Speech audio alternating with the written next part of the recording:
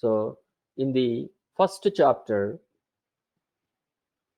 we discussed about the problem of Arjuna, right? So, problem definition. What is Arjuna's problem? Arjuna's problem is when he looked at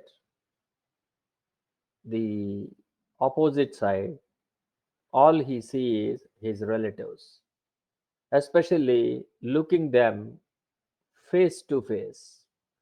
So he brought his chariot to the middle of two armies and he looked right in front of Bhishma Dev, and Bhishma Dev is leading the other party.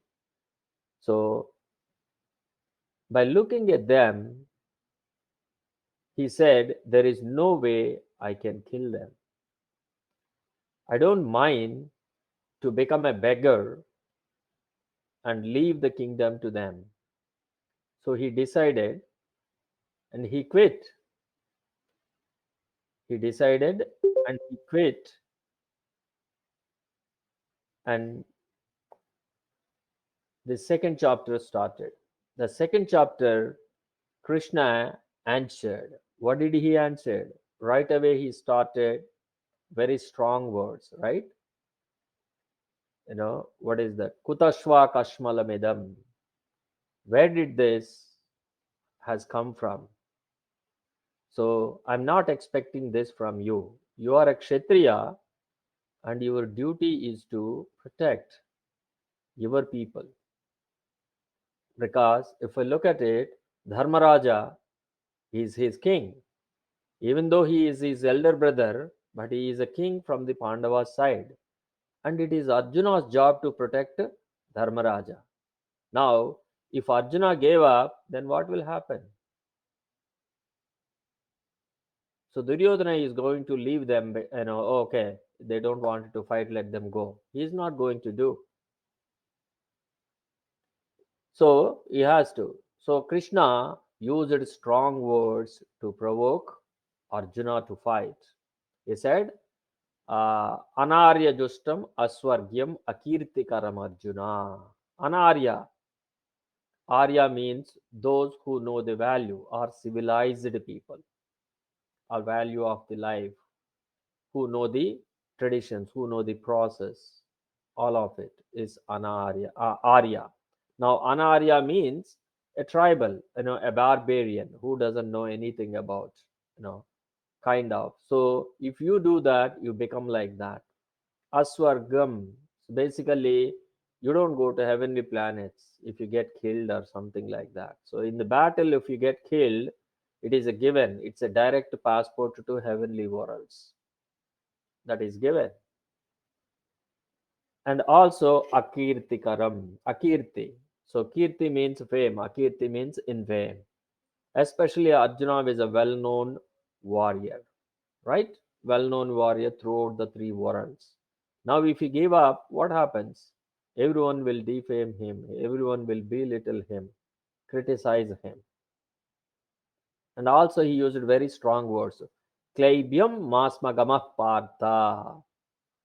Where this impotency has come from, especially this word hurts so much to Arjuna. We know that especially Arjuna has a curse to become something like that. So now he, insulted with such words so that he can get some sort of what you call due to that provocation. So he thought of that he'll become serious. Shudram Hridaya Daurbalyam. So where did this, pettiness in your heart has come from? Now get up and fight. These are the things Krishna said. But what is Arjuna's answer? Arjuna's answer started in fourth verse onwards. Now, what is his answer? He said he didn't get any kind of provocation from those words. He didn't get any kind of insult from those words. He ignored it. And he started saying that, especially, how can I kill the people who are right in front of me are my elders who are worshipable. Worshipable. So there is no way I can kill.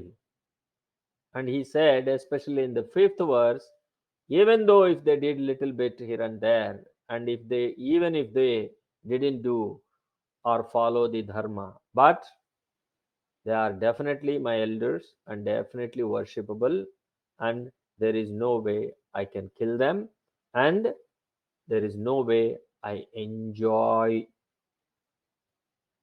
killing them and taking the kingdom. So, in another words, tainted with their blood, right? Tainted with their blood. So, I'm not happy. So, especially if you look at it in the fifth verse, there also he said, I will go begging. I don't mind to beg. So, if we look at it, in the first chapter he used, I don't mind to beg. In the second chapter he used mind to beg. Now, what happened? Let us see in the sixth verse what he said. Did he change it something, or is he be the same person? So, please repeat after me. न चैतद्विद्मः कतरन्नो गरीयो न चैतद्विद्मः कतरन्नो गरीयो यद्वा जयेम यदि वा नु जयेयुः यद्वा जयेम यदि वा न जयेयुः यानेव हत्वा न जिजीविषामः यानेव हत्वा न जिजीविषामस् तेव स्थिताः प्रमुखे धर्तराष्ट्रा तेव स्थिताः प्रमुखे धार्तराष्ट्राः न चैतद्विद्मः कतरन्नो गरीयो न चेतद्विद्मः कतरन्नो गरीयो यद्वा जयेम यदि वा न जयेयुः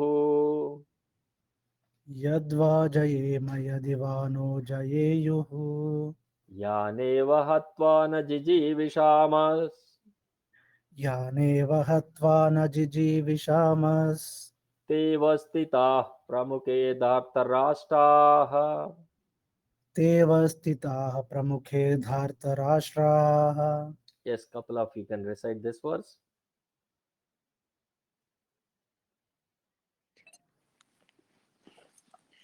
न चैतद्विद्मः कतरन्नो गरियो यद्वा जयेम यदि वा न जयेयुः यानेव हत्वा न जिजीविषामस्तेव स्थिताः प्रमुखे धार्तराष्ट्रः. Thank you, Mataji. Anyone would like to?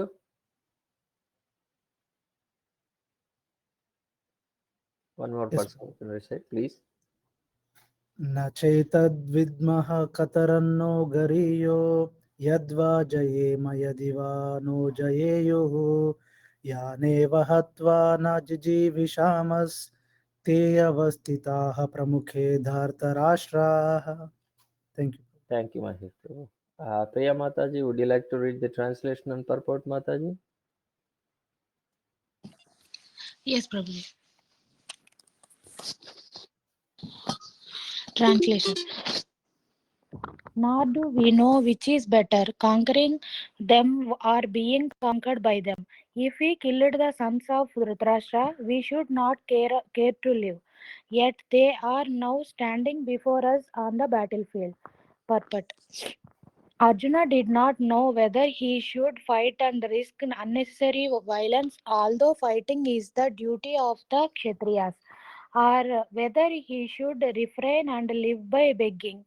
If he did not conquer the enemy, begging would be his only means by substance. Nor was there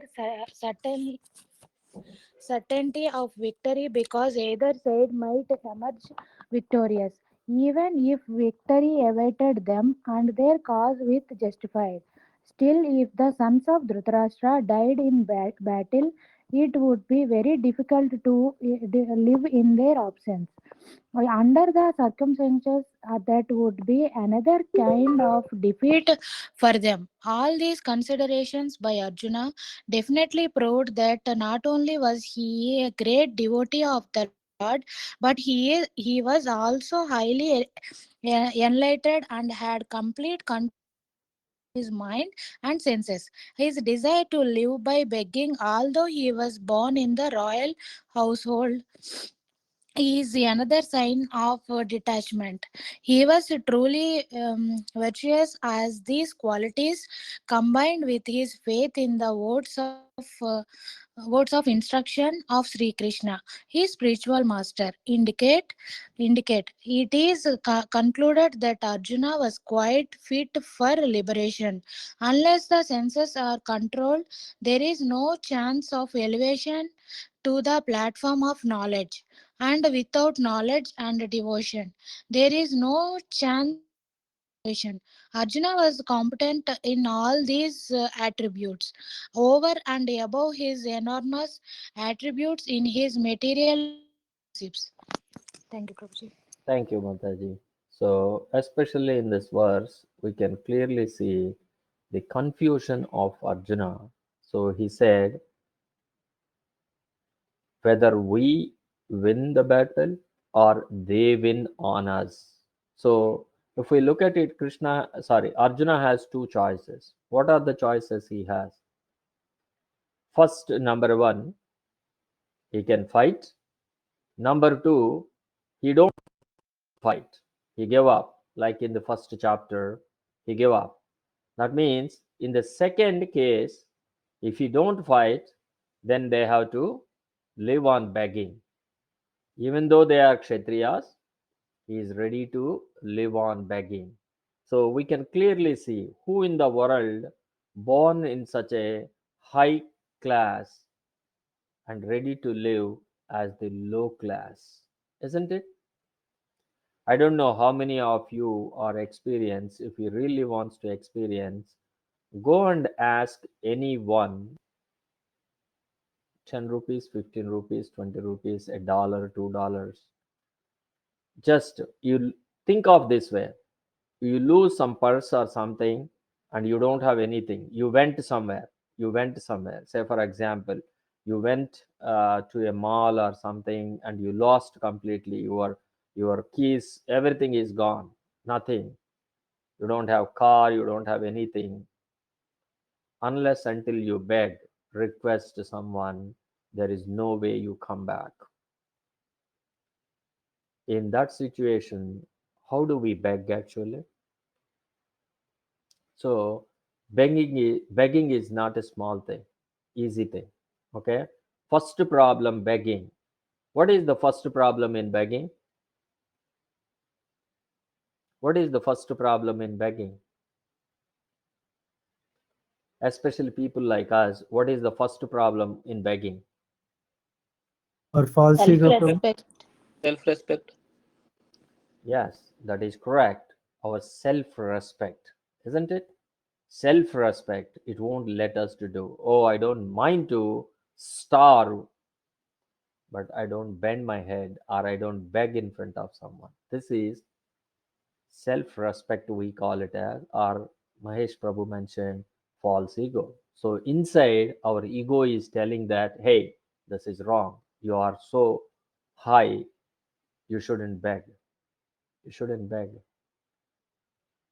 This is what he's telling. So, it is not easy. And especially, Arjuna is born in a high class Kshatriya, and now, doing such thing is not an easy task. That means he is already virtuous. He is already virtuous who controlled his ego. He is ready to give up his self-respect. So it's not a problem. This is one choice. The second choice, fighting. In the fighting also he has two choices. One, he may win. Two, he may lose. Lose, he lose his life, which he also don't want it. Unnecessarily don't want to lose his life. It is not only his life if he fights, it is his brothers, his wife, his relatives. All will be lost if they fight. If they win, then what will happen? Duryodhana and all others must be killed. They are all dead, like Bhishma, Drona, Ashwadhama, all will be gone. Now what happened? If they are all gone, then this kingdom which they wants to enjoy is tainted with their blood. which Arjuna don't want it. Now, this is where in his dilemma right now. Now, let us go to the next verse. This is the most wonderful verse, and it is a memorization verse. Even anyone wants, when you are in trouble, this verse will really, really help. Really, really help. So, let us read this one.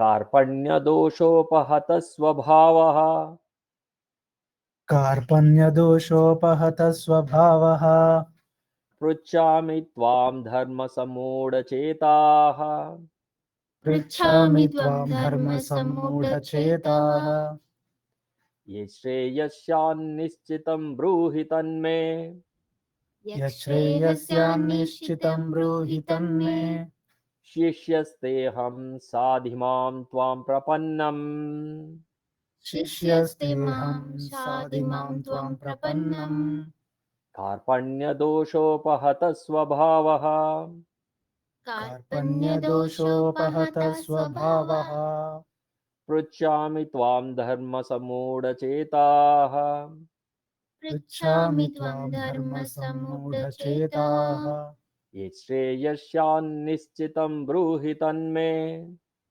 यच्छ्रेयस्यान्निश्चितं ब्रूहि तन्मे शिष्यस्तेऽहं साधिमां त्वां प्रपन्नम् शिष्यस्तेऽहं शाधिमां त्वां प्रपन्नम् Yes, couple of devotees can recite this verse. कार्पण्यदोषोपहता स्वभावा पृच्छामि त्वं धर्मसमुद्धचेतः यक्ष्रेहस्यान्निश्चितं ब्रूहि तन्मे शिष्यस्तेऽहं शादिमं त्वं प्रपन्नम्. Thank you, Mataji. Anyone Thank would you, like Prabhu. to? Thank you. Anyone would like to recite?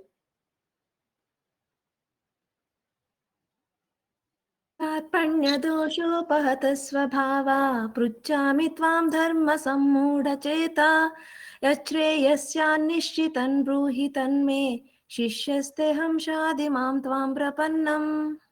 Thank you. Thank you. Anyone would like one more person? This is very important verse. कार्पण्यदोषोपहता स्वभावः पृच्छामि त्वां धर्मसम्मूढचेताः यच्चेयः स्यान्निश्चितं ब्रूहि तन्मे शिष्यस्तेऽहं साधिमां प्रपन्नम्. Thank you. Hare Krishna, Mahesh Prabhu. Is your wife? Would you like to read the translation and purport? Sorry. What is your Yes, name, Mataji? Subhashini Prabhu. Hare Krishna Subhashini. Prabhu. Please accept my Tha- humble obeisances. Thank you, Mataji. Hare Krishna. Please accept my humble obeisances. Would you like to read the translation and purport, Mataji? Yes, Prabhu. Now I'm confused about my duty and have lost all composure because of miserly weakness. In this condition, I am asking you to tell me for certain what is best for me. Now I am your disciple and a soul surrender unto you. Please instruct me. Purport. By nature's own way, the complete system of material activities is a source of perplexity for everyone. In every step, there is perplexity, and therefore it behoves ones to approach a bona fide spiritual master who can give one proper guidance for executing the purpose of life. All Vedic literatures advises us to approach a bona fide spiritual master to get free from the perplexities of life, which happen without our desire. They are like a forest fire that somehow blazes without being sorry, being set by anyone. Similarly, the world situation is such that perplexities of life automatically appear without our wanting such confusion. No one wants fire, and yet it takes place, and we become perplexed. The Vedic wisdom therefore advises that in order to solve the perplexities of life and to understand the science of solution, one must approach a spiritual master who is in the disciple succession. A person with a bona fide spiritual master is supposed to know everything. One should not therefore remain in material perplexities but should approach a spiritual master. This is a this is the purport of this verse. Um, who is the man in material perplexities? It is he who does not understand the problems of life. In the Aranyaka Upanishad, the perplexed man is described as follows. यो वा एतदक्षरं गार्गी अविदिता अविदित्वामाल् लोकात् परिति स कृपणः. He is miserly man who does not solve the problems of life as a man, as a woman, and who thus quits the world like the cats and dogs, without understanding the science of self-realization. This human form of life is most valuable asset for the living entity, who can utilize it for the solving the problem of life. Therefore, one who does not utilize this opportunity properly is a miser. On the other hand, there is the Brahmana, or he who is intelligent enough to utilize this body to solve all the problems of life. य एतदक्षरं गार्गी विदित्वामाल् लोकात् प्रैति स ब्राह्मणः. The Karpanas or Kripanas. Kripanas or miserly person waste their time in being overly affectionate for family, society, and country, etc. In the material conception of life, one is often attached to family life, namely to the wife, children, and other members, on the basis of skin diseases. Disease. The Kripanas thinks that he is able to protect his family members from death, or the Kripanas thinks that his family or society can save him from the bridge of death. Such family attachments can be found even in the lower animals who take care of children also. Being intelligent, Arjuna could understand that his affection for his family members and his wish to protect them from death were the causes of his perplexities. Although he could understand that his duty to fight was awaiting him, still on account of miserly weakness, he could not discharge the duties. He is therefore asking Lord Krishna, the Supreme Master, to make a divine solution. He offers himself to Krishna as a disciple. He wants to stop friendly talks. Talks between the master and the disciples are serious. And now Arjuna wants to talk very seriously before the recognized spiritual master. Krishna is therefore the original spiritual master of the science of Bhagavad Gita. And Arjuna is the first disciple for understanding the Gita. How Arjuna understands the Bhagavad Gita is stated in Gita itself. And yet foolish mundane scholars explains that one need not submit to Krishna as a person, but to the unborn within Krishna. Mm, There is no difference between Krishna within and without. And one who has no sense of this understanding is the greatest fool in trying to understand Bhagavad Gita. Thank you so much, Prabhu. Hare Krishna. Hare Krishna. Thank you, Mataji. Such a nice, wonderful purport. This is one of the classic purport of this one. This is our everyday situation. Every day, we struggle, back and forth, back and forth. This is the situation, Arjuna. See, this is the word we hear most often on the outside world. What is it? Win-win situation. Win-win situation. Everywhere in the office, they say that win-win. I work, you give money. Or you work, I give money. And you take, I take. You know, we come up with all these ideas of win-win, win-win, isn't it? I am giving service, you are paying for it. Win-win. Both are benefited. So this is the word we live in it, or at least we brainwash it to. Brainwash it to. But here the situation is what? It is lose-lose for Arjuna, isn't it? If he wins, one hand, Duryodhana and all Kauravas are dead. That means his relatives are already gone and he don't have any happiness even though they won the kingdom. On the other hand, if they lose their life. So in either case, it is lose-lose for Arjuna. There is no such thing called win-win for Arjuna. Now what happens? He is totally confused. He is totally confused. What is to be done now? What is to be done? So what he is looking? He is looking for someone to guide him, someone to guide him. I don't know how many of you in this situation, but I feel personally I was in this situation.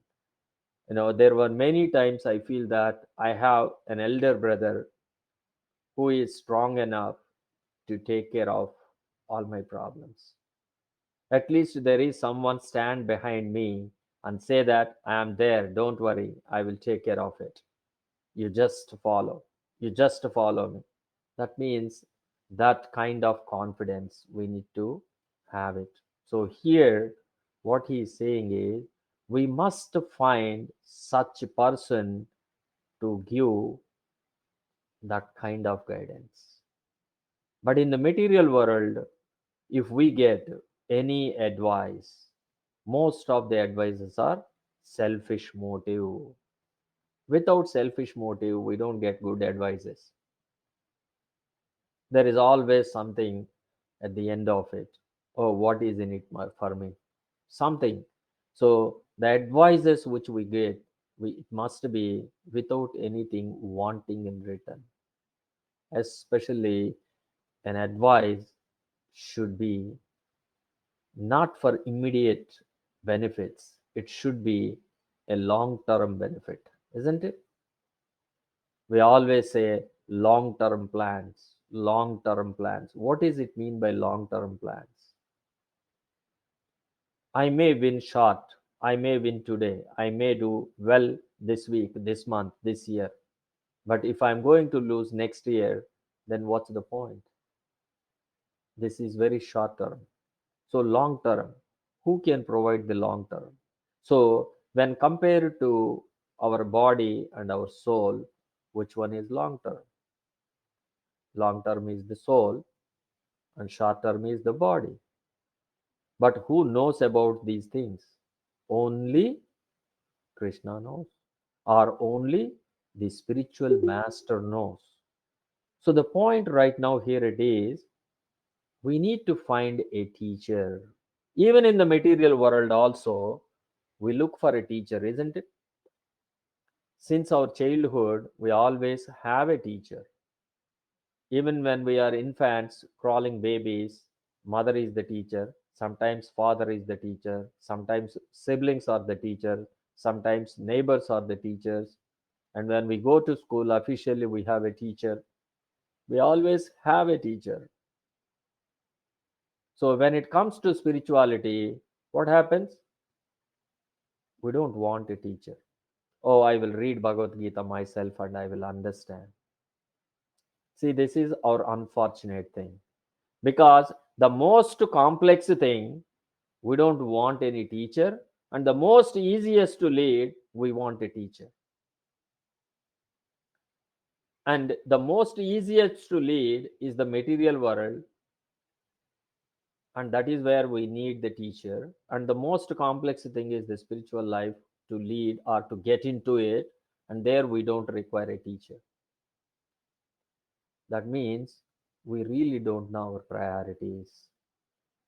In the 16th chapter of Bhagavad Gita, there is a beautiful, no, 18th chapter of Bhagavad Gita, there is a beautiful saying, where it says, what is the difference between a person in goodness, mode of goodness, a mode of passion, and mode of ignorance? Those who know what to do, what not to do, what is moksha, what is condition, that person is in mode of goodness. And a person who doesn't care for these things and just want all money, material gain, material fame, material etc., that person is in mode of passion. He doesn't care for anything. All he cares for is name and fame. And the third category, the person who understood opposite way, a dharma as adharma, a adharma as dharma. That person is in mode of ignorance, mode of, or he is living in the darkness. Especially our cases are like that. Because what is so important for us, we consider it is not important. What is unimportant, we consider it is so important for us. Why this is happening? Because we don't have a proper teacher. Who is a proper teacher? A teacher that comes in a bona fide. See, all our certificates, all our things from authenticated by a university, isn't it? When we came out, they will ask which college you came out from and which university is authenticating, under which university you are doing your degree. That means there is an authentication. But when it comes to spirituality, we don't care, we don't bother. That is wrong. We need to find a teacher who is in the disciplic succession. Why? Because he hears from his guru, he hears from his guru, so they heard it from the original source, the Krishna. That way we get most authentic. So why do we need to approach the spiritual master? To get the knowledge. And what this knowledge is doing, this is the real knowledge, and this will help understand to see the things as they are instead of assuming. Instead of assuming, it will help us to see things as they are. So, what are we doing in this world? So, we are so much attached. We are so much attached. The entire Bhagavatam is talking about this attachment, how to get rid of this attachment. Devahuti talking to his son Kapila, her son Kapila, is the same thing. Sota Goswami is talking to Shaunaka Maharishi, same thing. Sukadeva Goswami talking to Parikshit Maharaj, same thing. Navayendra Sas talking to Nimi is the same thing. That means this attachment is all we are living in. And we put lot of faith on all our relationships, isn't it? We depend so much on, especially if we have our relatives are capable people, especially if our children are capable people, or especially if our parents are capable people. We believe so much in them. We thought that nothing can come and touch me. This is our idea, isn't it? Nothing can come and touch me. How many examples right in front of us showing that that is not the case, isn't it? The children of great personalities lost their lives for no reason, and they couldn't save them at all. Many, many examples we can see it, especially who are from Hyderabad. I think many ministers, children were died in accidents or something, and like that, and nothing can be saved. So the point is, our material relationships is not really going to save one person, you know, from these troubles. These troubles are meant to go through, no matter where and what. If we are supposed to go through, we have to.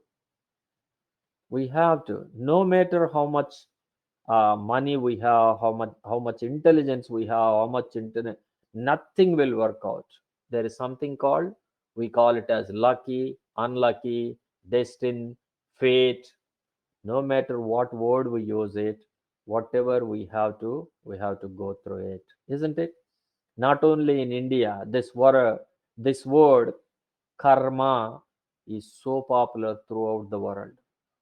Japanese uses this word karma, Chinese uses this word karma. Even now, this is very, very popular in the Western world too. What is this karma?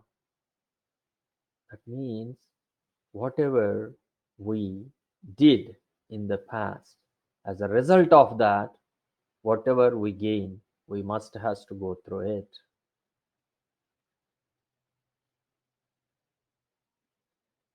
There is a beautiful verse in 13th chapter of Bhagavad Gita. When we go forward, we will know where it says that Karya kartritve prakriti heturuchyate.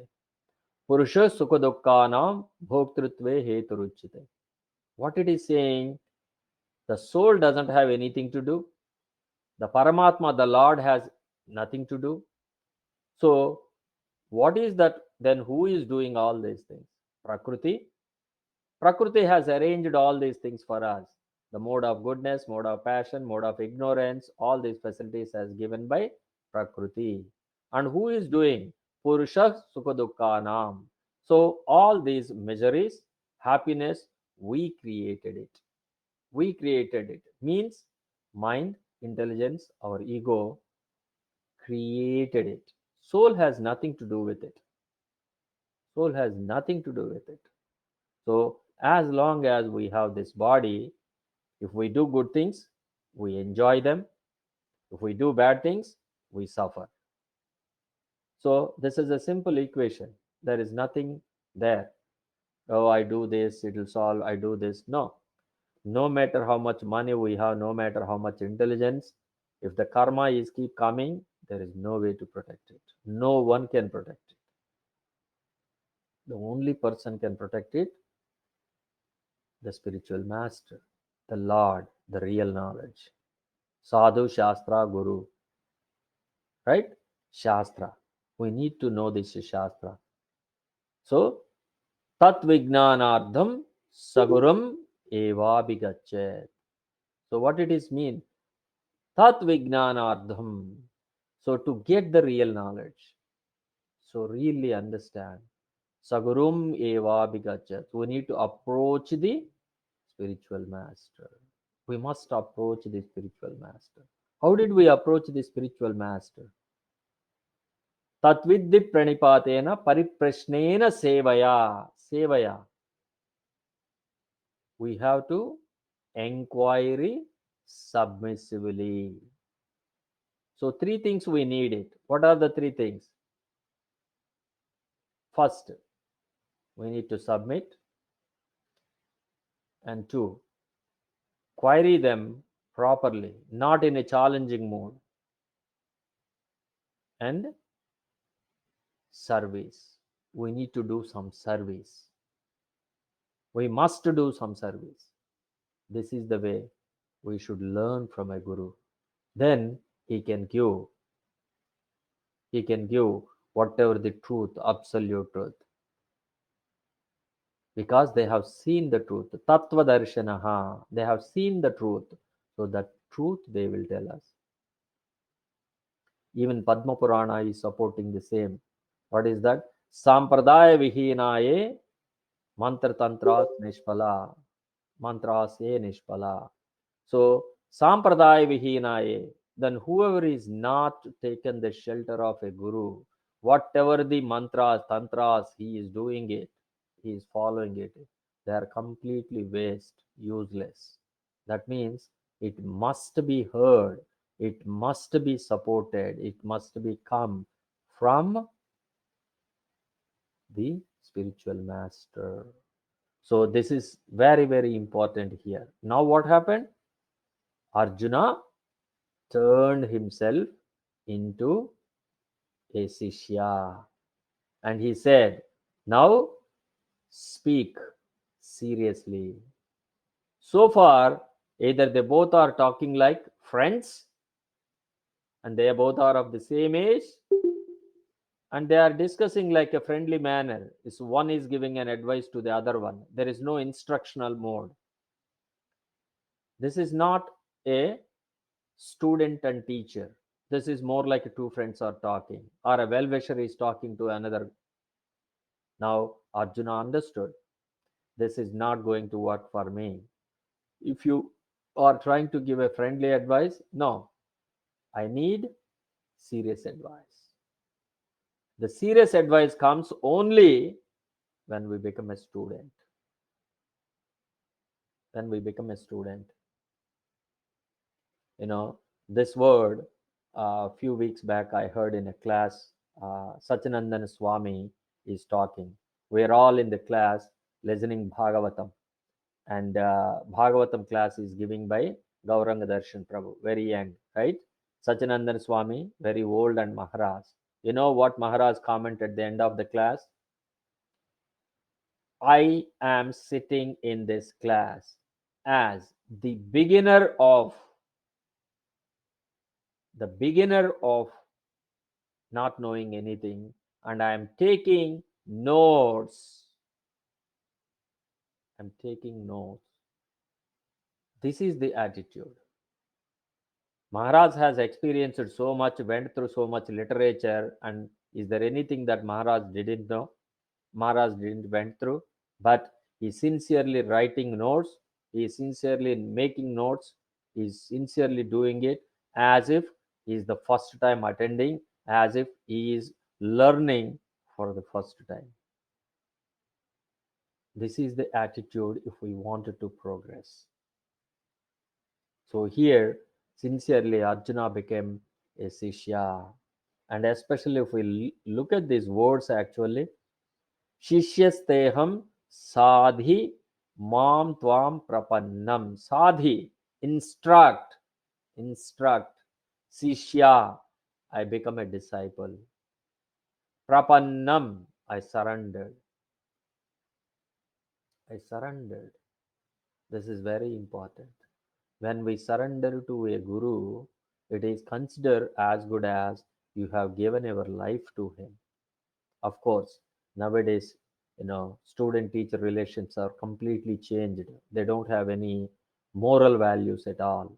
Moral values at all, isn't it?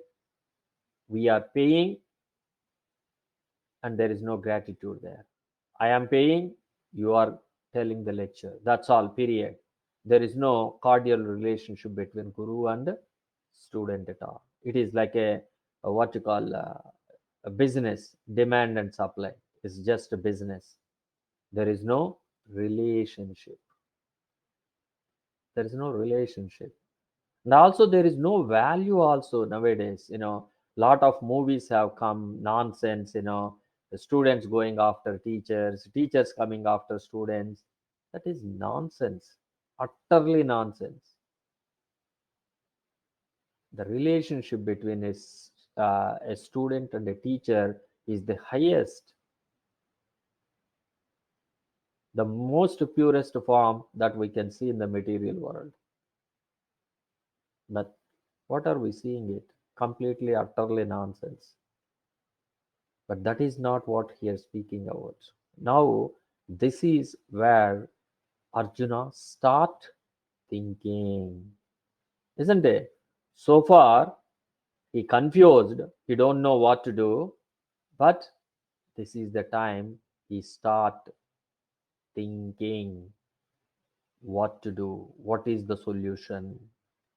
He didn't give up.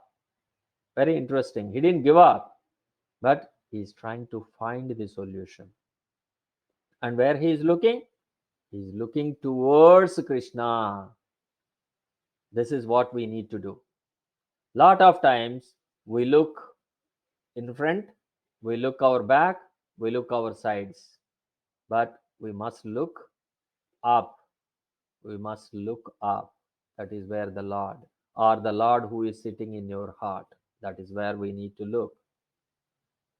Interestingly, if anyone observe this one, why anytime any athlete, any game, if they win, have you observed this one? What do they do? A very interesting, unexpected win. What do they do? Most of the athletes or most of the players do this one. If you observe closely, what is that one thing they do most commonly?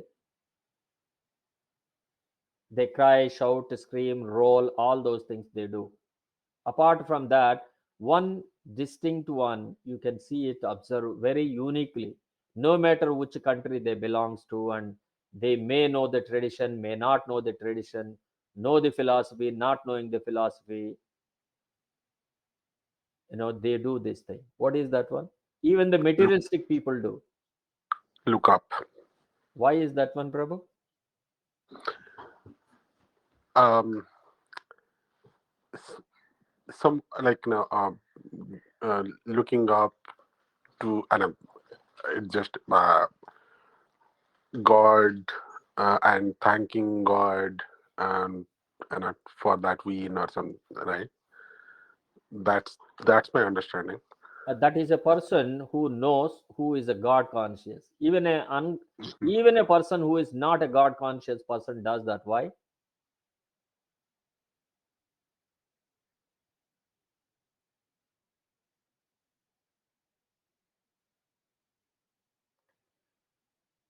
This is the psychology. This is where the Paramatma is sitting inside. When even you don't know, but you are in such a joy, you want to share. Share it to the world. Now you share it to the world. But it comes so high, you don't know, or you don't deserve, or you get such a wonderful, you give it to someone, or you lift your hands in the air. This is an unknown. Even he may not know, he didn't call, he is the God. But there is one, he strongly believes it. Even the atheistic person do that. Even the atheistic person do that. Because subtly there is a Lord inside us too. Certain actions is provoken from inside. So if we really, really look carefully this Bhagavad Gita, we can learn wonderful lessons. This is what Arjuna is going through. Now he decided seriously, oh Krishna, give the real knowledge to me. He became a Krupana. What is Krupana? Miserly person. Thinking about all the time me, my family, my relatives, my country, my state, all these things. That means I attached. I'm doing all these things with an attachment. The Brahmana does the same thing. He loves his family. He loves himself. He loves his country. He loves everything. But he is not love the way the Krupana loves. There is a difference between them. The Krupana wants in return. I want something from my wife. She has to love me. She has to obey me. She has to follow me. My children has to follow me. My children has to listen me. My children has to get name and fame to me. My country is the top. My country is the best. My country has to provide jobs to me, has given all facilities to me. If any of these things doesn't happen, Krupana won't be happy at all. But on the other hand, Brahmana, he does all these things without anticipating, expecting much in return. I'm doing this as a duty of a father. Or one step above, I'm doing this. They are also devotees of Krishna. Let me love them. They do love. Don't think wrong. They don't love. No, they do love. But there is a line. There is a line. So the way we do materially versus the way do spiritually is different. So we need to develop this, cultivate. That is why it is called cultivation. We need to cultivate this so that we know exactly and we will be equipoised, especially in Bhagavad Gita. If we go further, 14th chapter, Traigunya yoga, Traigunya Vishaya yoga. In the 14th chapter will explain this one. How important to be equipoised. Verse number 21 to all the way up to 25 verses. 5 verses are dedicated how important to be equipoised. So this is what it is Arjuna is going through. Now let us see. He continue few more verses. He continue two more verses, and then Sanjaya speaks, and Krishna starts answering. From Krishna starts answering, that is where the jnana, the knowledge starts from.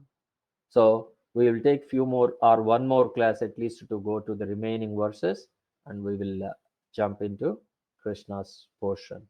So those are wonderful verses. So please stay with me. Thank you, everyone. So I will stop it here for today, and let us have few minute questions if any. So